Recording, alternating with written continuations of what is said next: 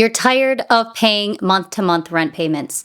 Rent is absolutely ridiculous right now. You wish you had your own place, your own home under your own name, and you're not sure how to fix your problem.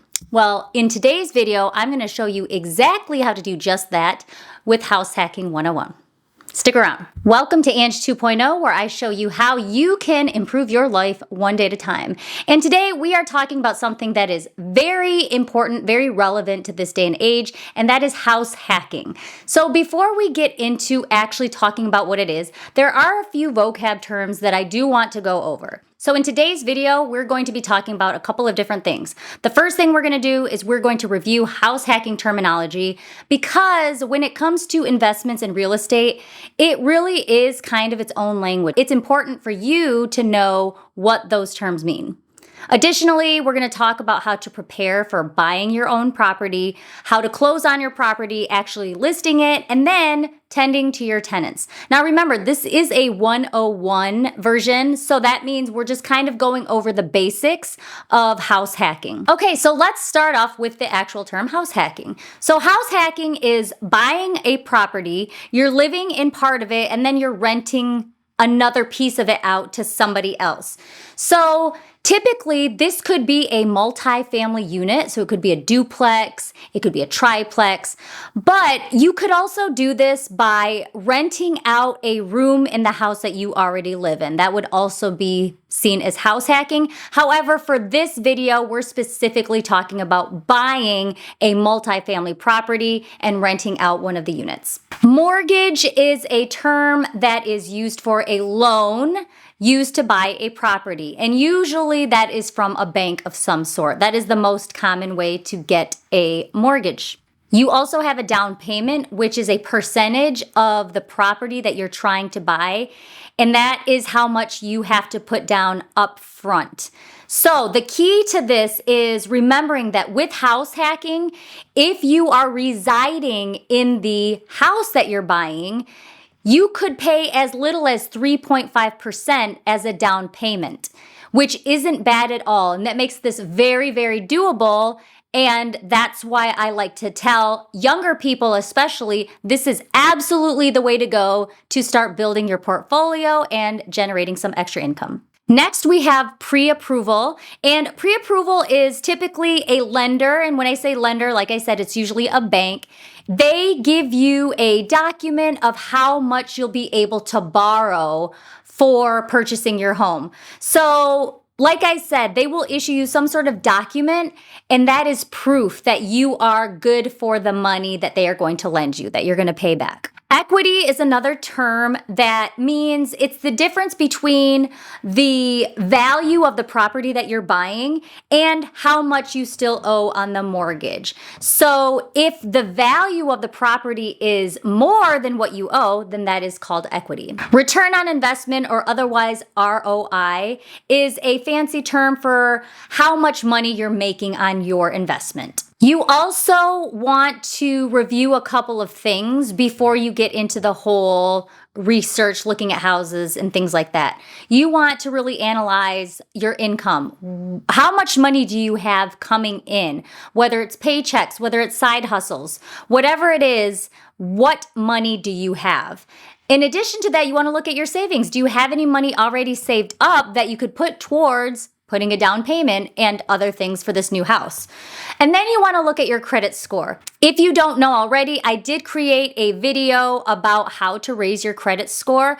And this is something we actually did, my husband and I, when we were looking for our first multifamily property to rent out. I had a higher credit score than he did, and so we had to figure out a way for him to raise his credit score in a short amount of time in order to be eligible for the loan. So in that video, I talk about a few things that you can do to bump your credit score up, and they are proven methods. I have done them myself, my husband has done them. So if you haven't checked out the video, make sure you check that out. Then you want to calculate how much can you actually afford. Now, this is very important to do before you start getting too deep into the house hacking search, because you want to determine this so you can see what sort of houses you can afford afford. And it's really good to stay realistic and stay within your means. So if you have some extra money and you have the ability to house hack, absolutely do so. You just have to make sure that you are staying in the zone that you can afford.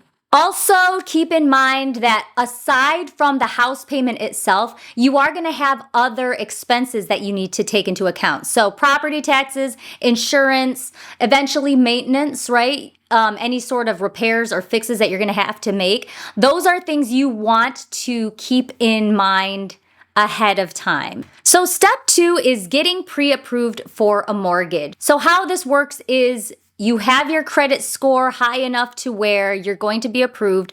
You talk to a lender and they will go through the steps with you, walk you through how to go about getting pre-approval. And then when you are pre-approved, they're going to give you a letter. So hold on to this letter, hold on to this document, because a lot of times you are going to have to show this as proof when you're trying to buy a house. The next step is you want to select the right property type. So remember, when you want to start your house hacking journey, you really want to look at the type of property that you want. Do you want to invest in a duplex? A duplex is a house that has 2 units. So the most common duplexes are either side-to-side duplexes where you have 1 unit on one side, 1 unit to the other side, or you have a top-bottom duplex where somebody lives upstairs and another family or person lives downstairs. Property 2 could also be a triplex, which is similar except it's 3 units. A lot of times this could look different. You might have the basement area that is a living unit in its own. It has its own private entrance. And sometimes you'd be surprised just looking at it from the outside, you might not be able to tell that it's even like a triplex. This is something that would be noted in the description of the house when you're searching it up online. And property number 3 in our example is a 4-unit multifamily house.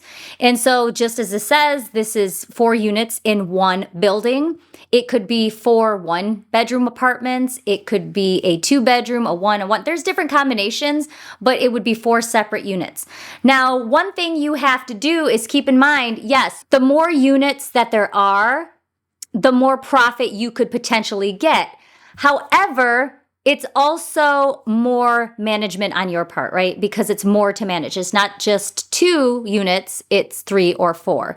And with that come the expenses with it as well. Now, if you're going to take out an FHA loan, it's also important to note that I think FHA loans will only help you with up to 4 units in a house. So if you're looking at 5 or higher, that might be a different type of loan. For the first time though, I would say keep it 4 and under. So then the next step, you want to actually research the market.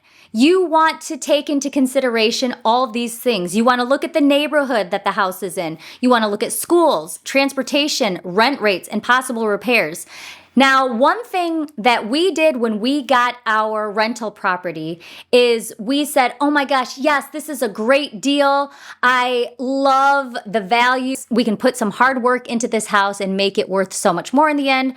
But we didn't really pay too much attention to the neighborhood and the possible repairs. When I was thinking repairs, we were thinking, flooring, maybe patching up some walls.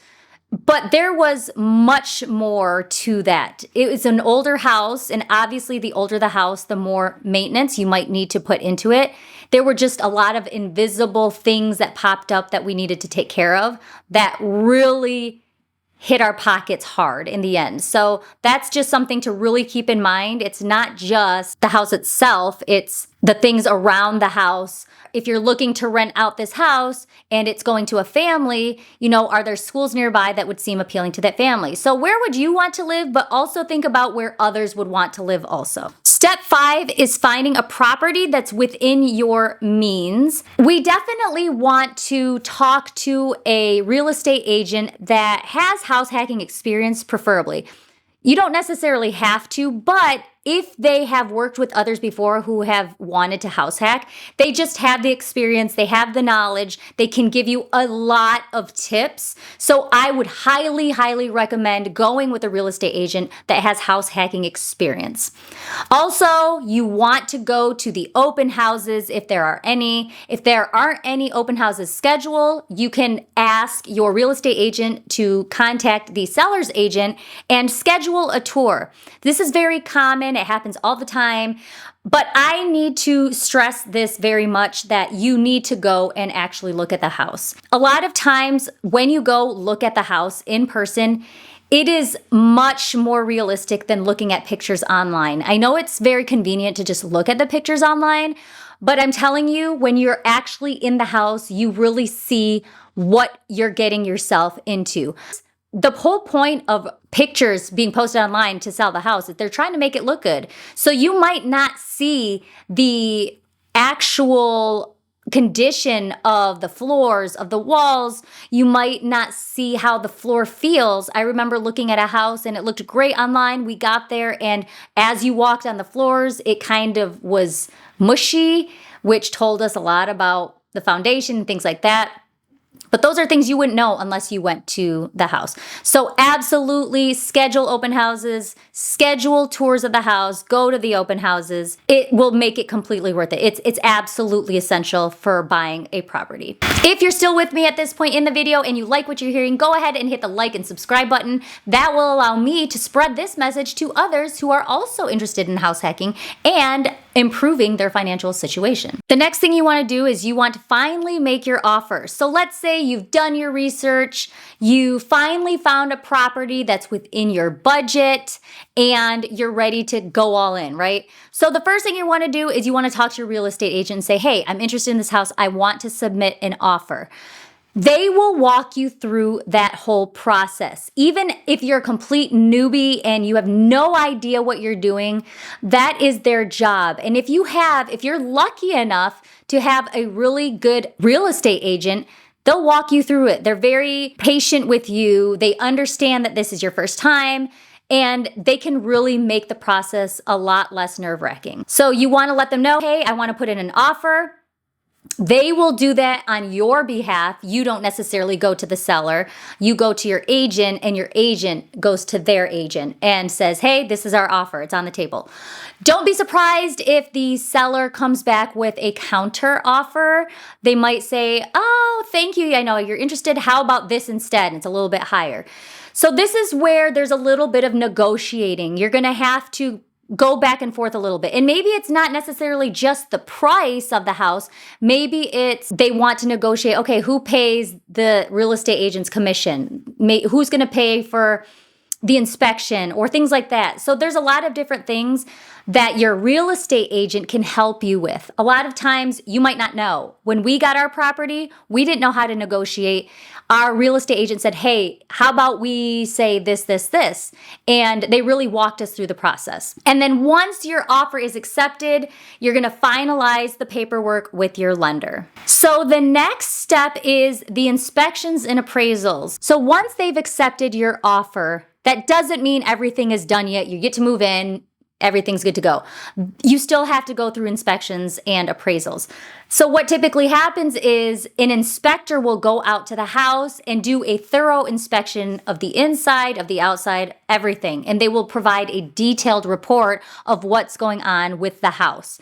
This could be a make or break deal for you. We have done that before as well. We have gone to a property, my husband and I, we made an offer. We were like, okay. And then once we had an inspector go through, we found out that there were a lot of underlying issues with the house, with the foundation. It was just going to cost a lot of money to repair. And so we backed out. And a lot of times when you do go into buying a property, there is a clause in there, some sort of fine print that says if there is something really bad with the inspection that will just make it overwhelming for you, you can back out of your offer. So again, make sure you're talking to your real estate agent about this. If everything goes well with the inspection, knock on wood, then you make it to closing day. And this is really exciting because you go to a building, you finalize all the paperwork, you have to sign. It is a lot of paperwork, I'm gonna tell you that right now. There's a lot of paperwork for you to sign, and then you get the keys to your property. You'll often take a little picture with your real estate agent, kind of like we did here, saying, yay, you got your house, and that, which is super exciting. The next step is preparing your units that you're going to rent out. So remember, there are a couple of things that you want to keep in mind. You yourself are moving into one part of the house, but you're also renting out the other or the others. Before you can do that, you have to make sure all repairs are done. If there's any painting that needs to be done, if any appliances need to be swapped out or cleaned up, you want to do that first. And then you're going to advertise your space. So you could do this on Facebook Marketplace. You could hire somebody to advertise for you. Social media, you can just put it out there for word of mouth. And then you're going to want to create your lease in your terms for your tenants. Now, there's a lot of free resources out there online that can help you with creating a lease. And there are a lot of forums. When we got our multifamily property, I went onto Facebook, I joined different landlord groups, and there's a ton of information, a lot of suggestions and tips there to deal with your tenants. And there are definite pros and cons to house hacking. Before you actually go on your house hacking journey, I think it's very important for you to know the good side and the bad side of house hacking. So one of the good things about house hacking is that it reduces your living expenses, right? Because you are renting out a portion of the house, which, depending on the house or the rooms, you could have most of or potentially all of your house payment covered by your tenant's rent, which is the key why we're doing this in the first place, right? You also build equity on your house. So as time goes by, the value of your house will go up, and that makes it a valuable asset for you. So that could be the beginning of your real estate portfolio. Maybe you use the savings and the money you make from your rentals to maybe put as a down payment for another multifamily house or whatever your financial goals are. Also, you get a lot of experience from this. Take it from me. We had our own multifamily house and it turned out to be a nightmare. However, would I do it again? Absolutely, hands down, because I know now all the mistakes that I didn't know at that time, but I know how to prevent that moving forward. And it will make a huge difference with the next multifamily property. So if anything, you gain a lot of knowledge from this. Also, you can get financing easier because when a lender knows that you're going to be renting out part of the house, it's easier for you to qualify for a loan. Additionally, there are tax benefits to house hacking. You could get tax deductions on your mortgage, interest, and also property taxes. But we have to also be aware of the cons because there are some cons. Number one is privacy. So you are sharing a building, essentially, right? And if you are going to be living in one side of the house, you have to realize that the others might bring company. They might have gatherings, things like that. You just have to be cognizant that you're sharing that space with other people. Additionally, now that you own a multifamily property, you are officially a landlord. And that means you have to manage your tenants. That means you have to screen them. By the way, disclaimer, screening your tenants is probably the foundation of this going well or not. We made the mistake of not screening, and we were trying to be nice, and it totally blew up in our face and we were taken advantage of. So screen your tenants. Also, you're going to be collecting rent. You don't have to collect it face to face. There are apps out there now that will allow your tenants to pay automatically online. You are going to have to deal with maintenance requests if there's a plumbing issue in one of your units, or if something is broken, they're going to contact you and expect you to fix it. If you hire a property manager, you don't have to deal with any of that. They can take care of the rent. They can take care of maintenance. They can take care of fixes. The only downside to that is you lose a little bit of profit because instead of keeping all that profit, you're paying somebody to take care of it for you. But in the end, it's up to you. Do you want the peace of mind, not have to worry about it? Or do you want to make more profit but have to deal with it yourself? Also, you're taking a financial risk. It's true, like we did. We took a financial risk and we got hit, and it's a fact of life, but we learn from it. But it is something you have to keep in mind. If you have a unit that is staying empty, it's vacant, prepare yourself for that. You are going to be responsible for still making the house payment, so you have to come up with that money somehow. So that's why you have to be pretty diligent with trying to find somebody for that space. Also, property maintenance can be time consuming, especially if you're working a 9-to-5 job and then dealing with tenant issues or maintenance issues on the side. That's just something that you have to be prepared for. So now that we've discussed house hacking and all the good things and bad things that come with it, what are your thoughts? What are your questions? Let me know in the comments. Remember, it can potentially be a stressful journey, but it could also be very rewarding. And I cannot stress enough to all the young adults out there in your 20s, whatever age you are, this is something smart that you can get into, and it can make a huge impact on your financial situation. House hacking, there it is. Hopefully this video gave you some motivation and let you know that yes, you can own a house and you can make money off of the house. It is completely possible. You just need to start. Make sure you stay tuned for my upcoming video where I share more tips on adulting and how to improve your life. We'll see you in the next video.